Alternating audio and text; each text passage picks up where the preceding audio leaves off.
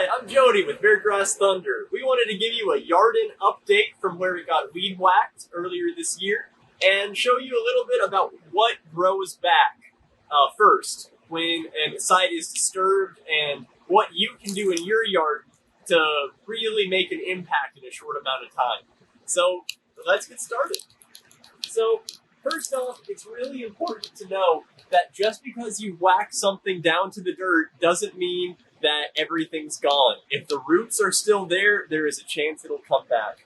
So we've seen a lot of success. Our hollyhocks have actually come back from the brink. This was all chopped down a couple months ago, and now they're starting to fill back into space. If they do flower this year, they're only going to be about this tall.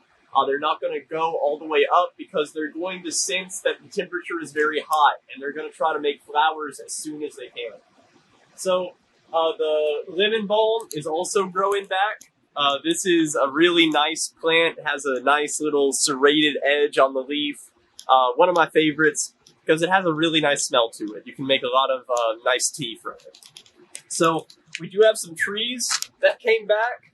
These are catalpa trees. I'm going to dig them up when it gets a little bit more into fall and they start to lose their leaves.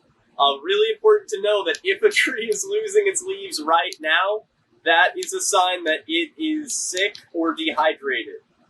Fall is not here yet, even though it is early August, so please check your trees now.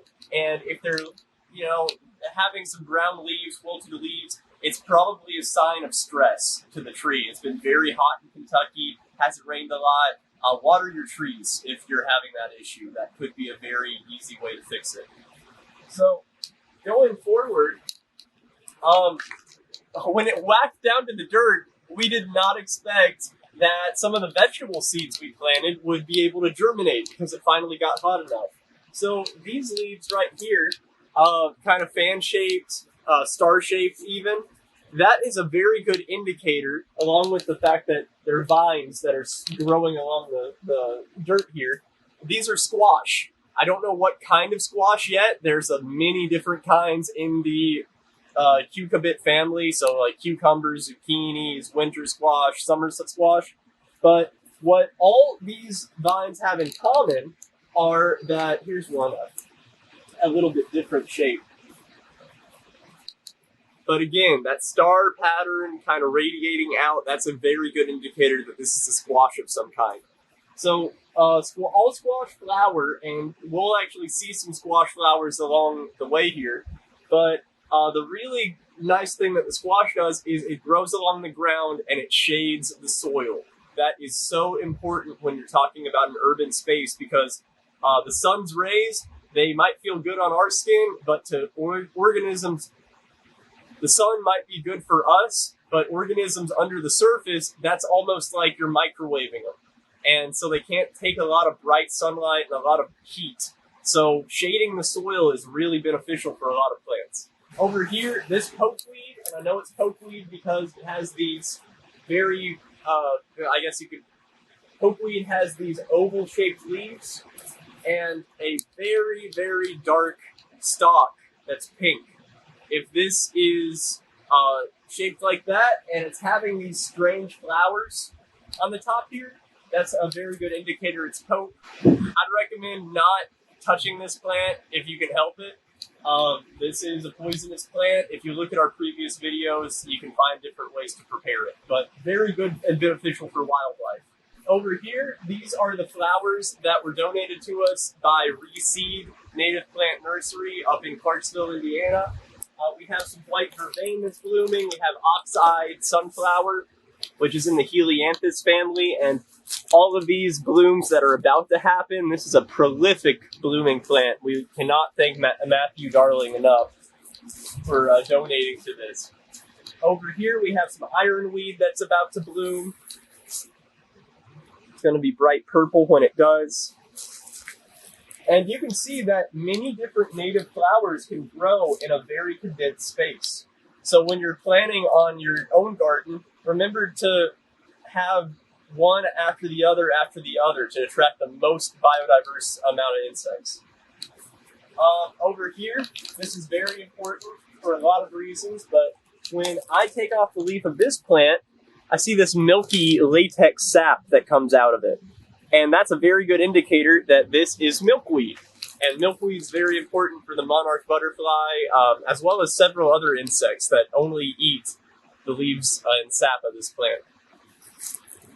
And so now, over here, this is a very, very invasive garden vine called morning glory. It has heart-shaped leaves. It's native to Central and South America, but because it's getting so hot in Kentucky, it grows very well here. And so when we look, it's growing up whatever vertical surface it can. And while it looks pretty, if you are really into agriculture, a morning glory vine is a death sentence for corn.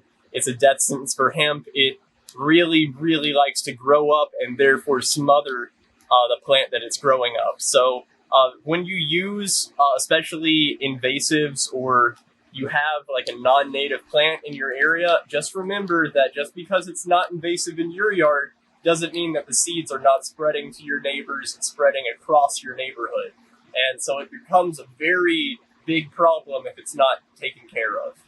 So with these morning glory, once they get a little flower, I'm going to cut them down before they go to seed. It's the only way to help mitigate the chance that it's going to become a problem in my neighbor's yard.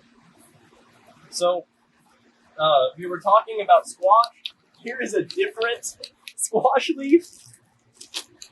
Gonna hold it up. So you can see the same kind of fan-shaped leaf, a little bit different color than what we were seeing before. But look at what these are. These are these bright orange flowers, which are edible.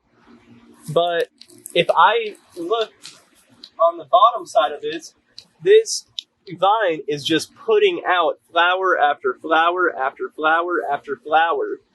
And if we look at this one, this flower has this weird bulbous thing at the end. And squash have male flowers and female flowers. And if you look at the male flower, there's not a bulbous thing at the very bottom of it. But there is on this one. And this is a very good indicator this is a male flower, and when this opens up, when this gets pollinated, this will turn into a squash of some kind. So really exciting to see if that happens. So last bit that I am going to show you is that when the kale got weed whacked, the kale came back. So all of this are kale seeds that have germinated just from one plant. And honestly, we have enough kale here that not only can we feed ourselves, but we could probably wait for these to bolt or go to seed, and then we can save the seeds and give them to some of our neighbors and to some of the other gardeners. Once a plant is able to establish itself in an area, the seeds of that plant are so much better adapted to the neighborhood's climate. So when you get seeds from Smoketown, from Shelby Park, from Russell, from these different areas, especially neighborhoods inside the urban heat island, those seeds are going to stand that much better a chance of lasting into the next year. The same seed that's grown in Prospect will not survive in downtown, because where a plant is grown, that is going to be the determining factor on how much heat it can withstand. And the climates in the Louisville neighborhoods are very different.